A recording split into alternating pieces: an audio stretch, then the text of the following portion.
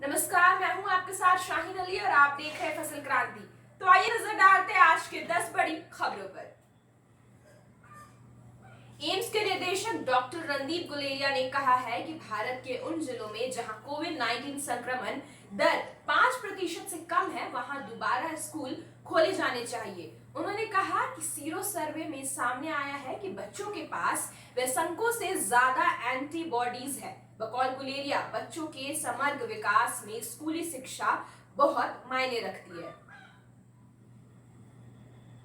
WHO के क्षेत्रीय निदेशक डॉक्टर पूनम खेत्रपाल सिंह ने न्यूज एजेंसी एएनआई को बताया है कि भारत को कोवैक्स योजना के जरिए मॉडर्ना की कोविड-19 वैक्सीन की 75 लाख डोज ऑफर की गई है।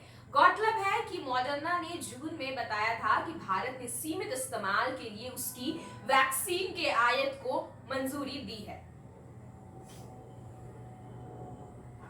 कोविड-19 विशेषज्ञ पैनल इंसाकॉग के सह अध्यक्ष डॉक्टर एनके अरोड़ा ने देश में कोविड-19 की दूसरी लहर के लिए डेल्टा वेरिएंट को जिम्मेदार बताया है, जो पहली बार अक्टूबर 2020 में भारत में मिला था।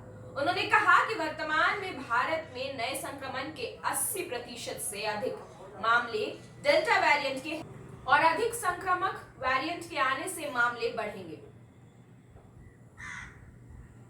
सुप्रीम कोर्ट ने कहा है कि कोविड-19 महामारी के बीच अस्पताल मानव सेवा की जगह बड़े रियल एस्टेट उद्योग जैसे हो गए हैं। इसके अलावा कोर्ट ने गुजरात सरकार से आगजनी जैसी घटनाओं पर ध्यान नहीं देने वाले और 2 से 3 कमरों में संचालित नर्सिंग होम को बंद करने के निर्देश देते हुए कहा, अस्पताल पैसे छापने की मशीन बन गए हैं।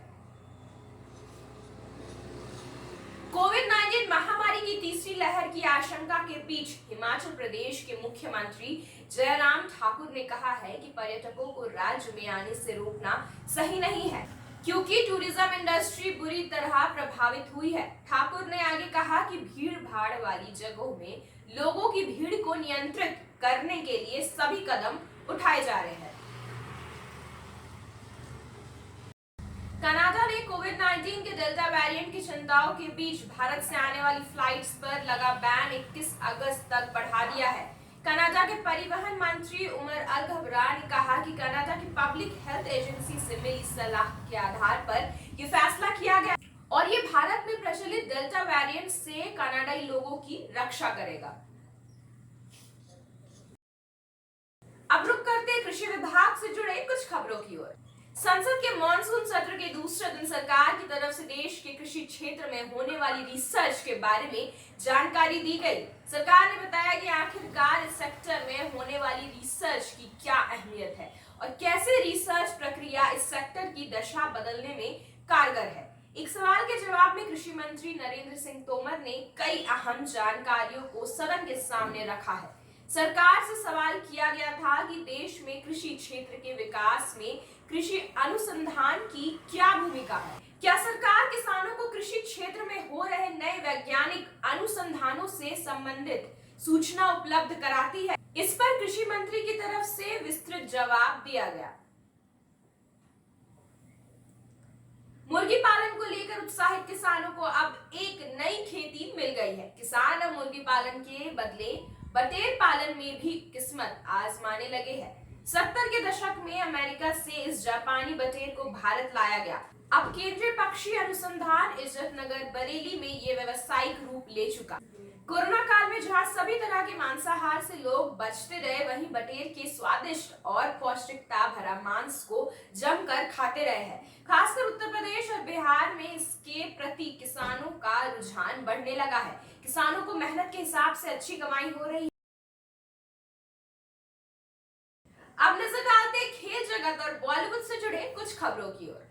भारतीय कप्तान विराट कोहली की तारीफ करते हुए पूर्व ऑलराउंडर युवराज सिंह ने कहा है, लोग रिटायर होने के बाद लेजेंड बनते हैं, लेकिन कोहली 30 वर्ष की उम्र में ही लेजेंड बन चुके हैं। उन्होंने कहा, एक क्रिकेटर के रूप में उन्हें बढ़ते देखना वाकई शानदार है।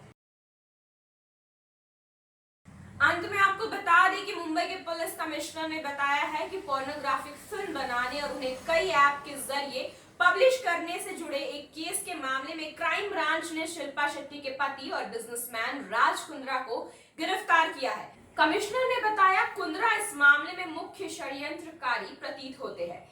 इसे लेकर हमारे पास पर्याप्त सबूत भी है। आज के लिए बस इतना ही। आगे हम ऐसे ही आपको और भी अपडेट्स देते रहेंगे। तब तक के लिए बने रहिए हमारे साथ और देखते रहे फसल क्रांति।